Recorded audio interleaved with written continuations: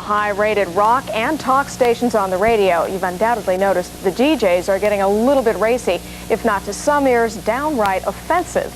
Well, tonight in Top Story, Larry Atterbury tells us what this new abrasive style radio is all about. Larry. Well, it is a style that some people are calling simply outrageous. Sometimes it's abusive, of course. It's almost always sexy, somehow. And it's pushing the limits of free speech on the radio. It's called shock or sometimes reality radio. What's it all about? Let's take a look at Jay Thomas and Tom Leykis.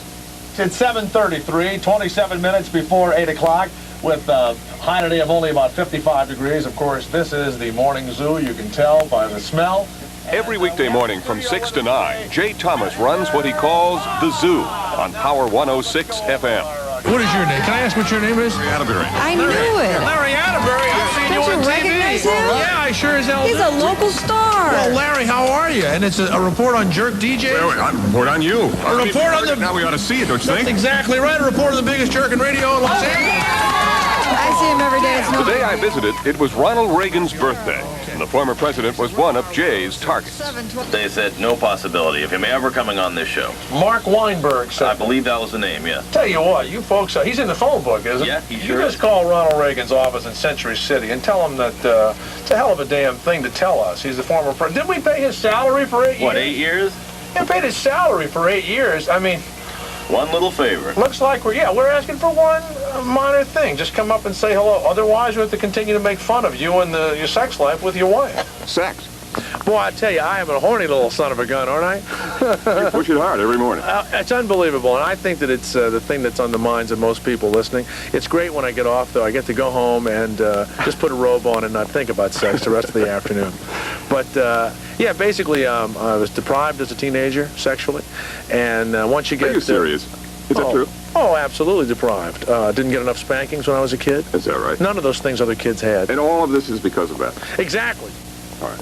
You are pushing what is called shock radio. Is this a shock? I don't think we're that shocking. I think we're like one of those magazines in the grocery store that's come alive. You know, you always have like somebody's big tatas on the cover of one of those things, and then a spaceship landing. And you've been here this morning. We've got a nut talking about spaceships, right. and we've discussed mammary glands and sex organs. So that's really where I got the idea for the show, like tabloid type of stuff. So you think about it. I mean, you plan it out. Doesn't look planned, though, does it? Who can think of this dumb stuff? Yeah, we really think about it, and basically, we've been doing it for a few years, and hopefully it's just like standing in line at the grocery store, except you don't have like some bloody meat in your hand, you know? That's right. Are there any restraints? Do people say, oh, too far? No. No, that hasn't... Oh, there they are right now. Hold it 1 second. Hello? Yes. I've only said tatas twice today. Oh. All right, look. I'm real busy with the TV interview right this second. Yeah, I see. Okay, I won't say gas passer again. All right, I did... All right, I know you're a Republican. All right, thank you so much. All right, bye-bye. Ronald Reagan?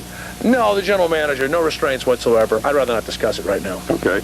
When KFI decided to go talk last year, one of their main attractions, Tom Leykis, afternoons from 3 to 7 p.m. Instead of interviewing him after the show, we did it on the air. I think there should be any old program, any old time. Believe me, if somebody's irresponsible, the advertisers and the public will shun it and it'll go away. Now, they're deregulating in terms of you still can't use certain words, and you mentioned one of the kinds of words that you can't use. Suppose, though, you can say the same thing by using another word or using a reference to the other word. For example, you can use, sexual intercourse can be used for other words, for example. What's the matter with that? Anything? We use other words. We use boff, boink, go at it, get between the sheets. We use lots of words, and everyone knows what the F word is. They know what word I'm thinking about right now. That's the irony of this. I think the 4-year-old kids listening know what the F word is, but I can't say it. But we do use other references. Yeah, sure. There was a famous suit, though. It's still in the courts, talking about a reference to particular sexual activity that they thought was immoral, indecent, and finally, the worst of all, obscene. So they said you can't do that. In other words, you can't make a reference to something even though you don't use bad words. Well, another problem we've always had with the FCC is that they will not tell us what it is that's obscene or indecent. They wait until a station does it and puts their license on the line. Then they come after you and tell you should have known. I say the FCC, I agree with George Carlin on this, the FCC should put out a list of the concepts and the words and the phrases that we can't use, and then we won't use them. What does the FCC think of this new trend in radio? Chairman Dennis Patrick says the commission gets lots of complaints. Most of the complaints that we have gotten point out that children can access this material, can obviously turn on the radio dial and hear this type of thing, and they're concerned about children. Adults, it's okay if it were only adults, is that what you're saying? Well, the concept of indecency really does go to the right of a society to protect children from exposure to material that might not be patently offensive to adults, certainly wouldn't be considered obscene, legally obscene, but yet is the type of thing that parents have a right and desire to protect their children from accessing. There are some black and whites, though. There are some words that simply are not permitted on the air, from your point of view, aren't there?